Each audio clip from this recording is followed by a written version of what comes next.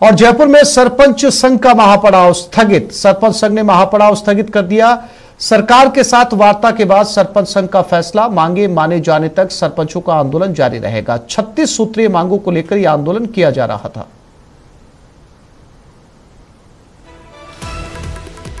तो प्रदेश के तमाम सरपंच पहुंचे थे जयपुर राजधानी और यहां पर लगातार विरोध प्रदर्शन, और अब ये महापड़ाव को स्थगित करने की घोषणा की गई है। सरकार के साथ वार्ता हुई और उसके बाद में ये महापड़ाव स्थगित कर दिया गया है। 36 सूत्रीय मांगों को लेकर प्रदेश के सरपंच राजधानी पहुंचे थे सरकार के दर पर।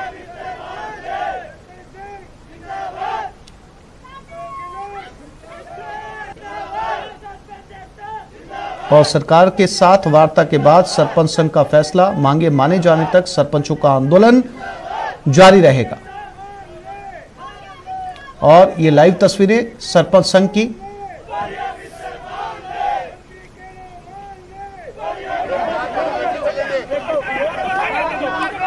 सड़क पर एक बार फिर से धरना देते हुए सरपंच, प्रदेश भर के सरपंच यहां पर पहुंचे हुए इस महापड़ाव में शामिल होने के लिए।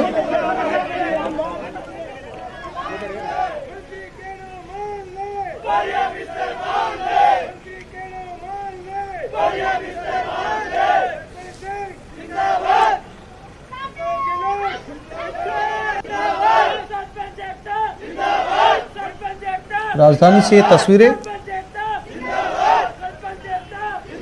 राकेश शर्मा हमारे साथ जुड़ गए मौके से, उनसे बात करते हैं। राकेश, जब महापड़ाव स्थगित कर दिया है तो धरना क्यों जारी रहेगा?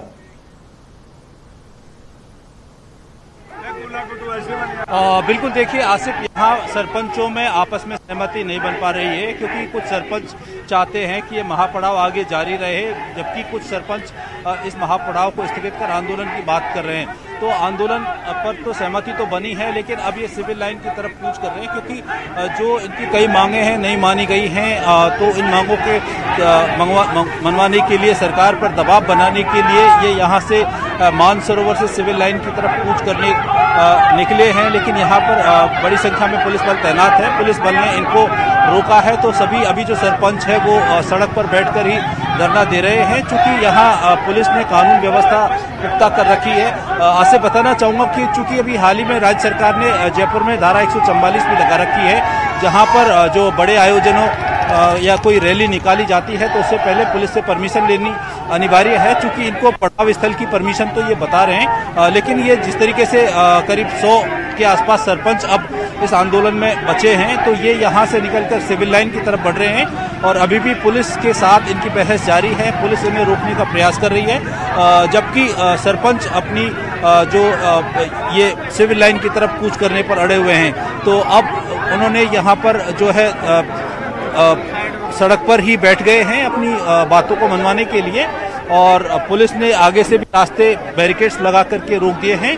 तो संभवतः यहाँ अभी थोड़ी देर पहले जो माहौल था वो तनावपूर्ण हो गया। राकेश, आप कहना ये चाह रहे हैं कि अगर महापड़ाव स्थगित किया गया, दूसरी तरफ कहा जा रहा है धरना जारी रहेगा, तो इसके मायने ये हुए कि जो सरपंच संघ यहाँ पर पहुंचा था वो दो गुटों में बंट गया, आपसी फूट भी है इनमें।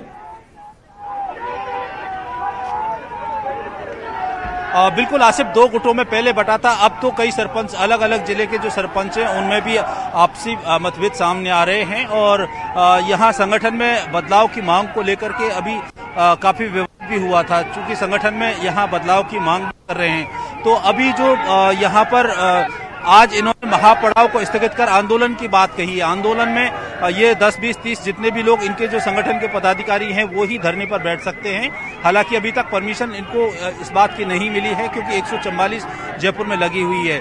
अब ये जो है कुछ सरपंच हैं, हालांकि अधिकांश सरपंच यहाँ से जा चुके हैं, लेकिन मुश्किल से 150 सरपंच यहाँ अब जयपुर में बचे हुए हैं। राकेश, 36 सूत्री मांगे क्या हैं? वो कौन सी प्रमुख मांगे हैं जिनको लेकर ये सरकार के दर पर पहुंचे हैं प्रदेश भर के सरपंच?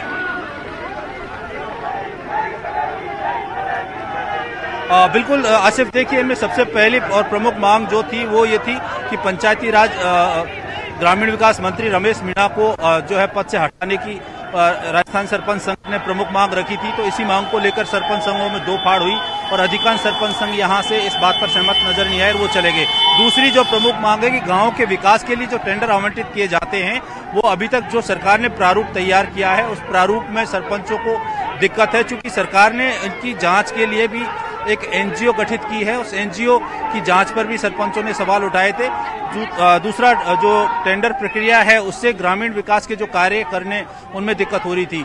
इसके अलावा जो वित्त आयोग की सिफारिशों के अनुसार जो ग्राम पंचायतों के विकास का पैसा होता है उसका अनुदान राशि बढ़ाने की मांग थी, इनके मानदेय बढ़ाने की मांग थी। ऐसी लगभग कुल 36 सूत्री मांगी थी जिनको लेकर के सरपंच संघ ने ये महापड़ाव कॉल किया था और इसी को लेकर के यहाँ राजस्थान भर से सरपंच आए तो थे, लेकिन अब वो धीरे धीरे बिखरते नजर आ रहे हैं। उनकी अलग अलग समस्याएं अब बनती जा रही हैं। जो 36 सूत्री मांगी थी उनमें से अधिकांश मांगे, जैसे दो दौर की जो वार्ता हुई सरकार के साथ में, उसमें अधिकांश मांगों पर सहमति बनी है, लेकिन टेंडर वाली जो एक तो प्रक्रिया है उस पर अभी भी अड़े हुए हैं, क्योंकि गांवों के विकास और उनका पैसा इस कारण से नहीं जा पा रहा है, काम उससे प्रभावित हो रहे हैं। दूसरा, सरपंच संघ ये भी मांग कर रहा है कि जो वार्ता हो रही है उसके लिखित आदेश भी हाथों हाथ जारी करे।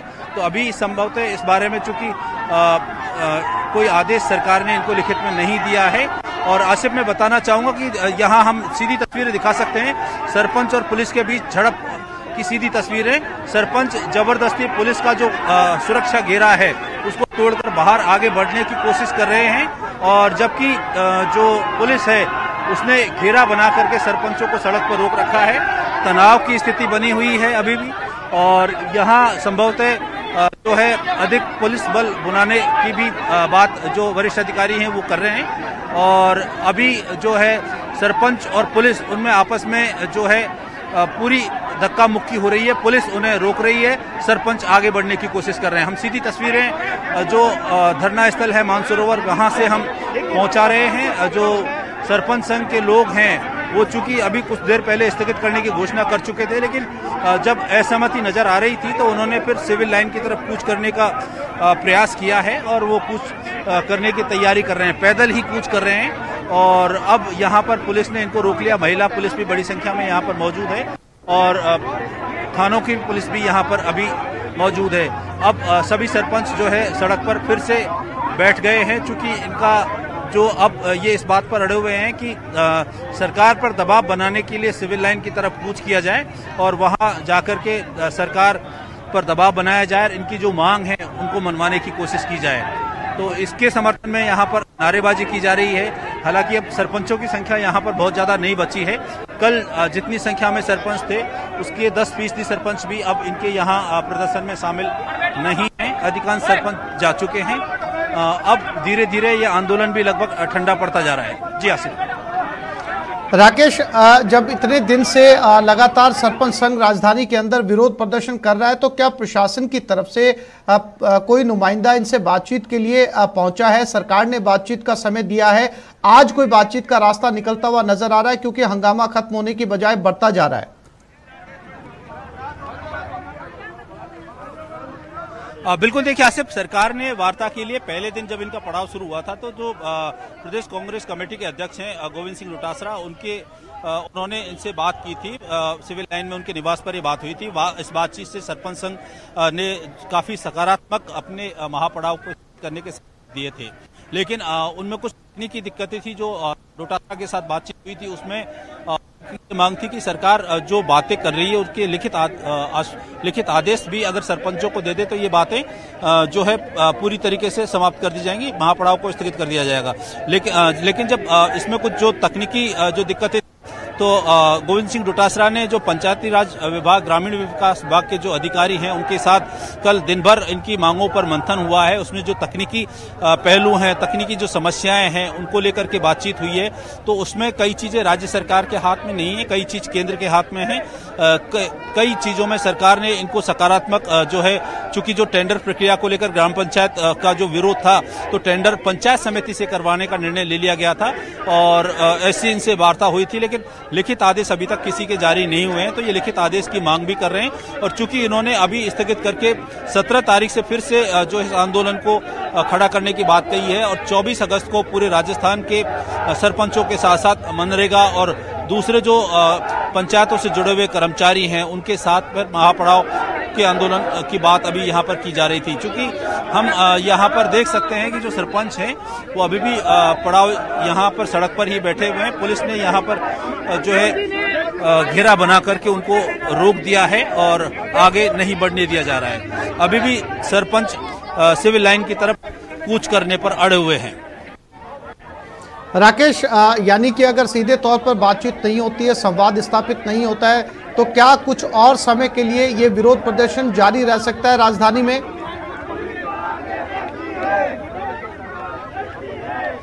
बिल्कुल, देखिए आसिफ, ये जो विरोध प्रदर्शन है संभवतः महापड़ाव तो इन्होंने आज स्थगित करने की बात कह दी है, लेकिन आंदोलन इनका जारी रहेगा। आंदोलन की परमिशन इनके पास नहीं, क्योंकि धारा 144 जयपुर में लगी हुई है और ये अब इस आंदोलन को 17 तारीख के बाद आगे बढ़ाने की बात कर रहे हैं। 24 अगस्त को फिर से ये एक बड़ा आंदोलन करने की यहाँ पर रणनीति हुई है। हमारे साथ रोशन अली हैं, जो आप बताइए रोशन अली जी, किस तरह की वार्ता हुई सरकार के साथ, अभी क्यों आप ये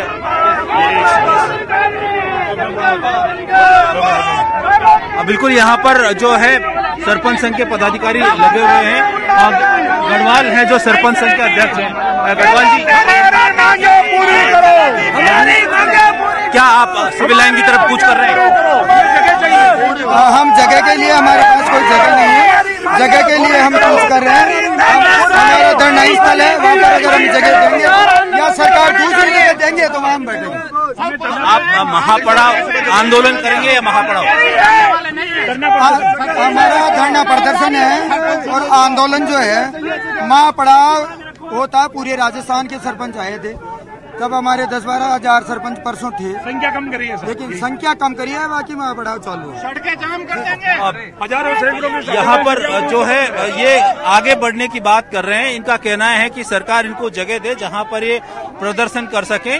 चूंकि महापड़ाव इन्होंने अब स्थगित कर दिया है और आंदोलन के लिए जगह मांग रहे हैं। चूंकि आंदोलन अभी जहां पर ये पहले आंदोलन कर रहे थे वहां से पुलिस ने इनको हटा दिया था। दूसरी जगह जहां पर ये आंदोलन करने के लिए पहुंचे वहां से भी पुलिस इनको आंदोलन की इजाजत नहीं दी है, क्योंकि जो इजाजत होती है वो प्रशासनिक कारणों से, तकनीकी कारणों से प्रशासन सोच समझ के आंदोलन के लिए जगह देता है। लेकिन अभी चूंकि इन्होंने कोई दूसरी जगह आंदोलन के लिए आवेदन भी नहीं किया जिस पर सरकार या प्रशासन मंथन करे और उनको उपलब्ध करवाई जाए, तो अभी ये जो सिविल लाइन कूच करने की बात कर रहे हैं वो एक धरना प्रदर्शन के लिए। जी राकेश, नजर बनाए रखिएगा, समय समय पर आपसे इस विरोध प्रदर्शन को लेकर अपडेट लेते रहेंगे। फिलहाल तमाम तस्वीरें दिखाने और जानकारी देने के लिए आपका धन्यवाद।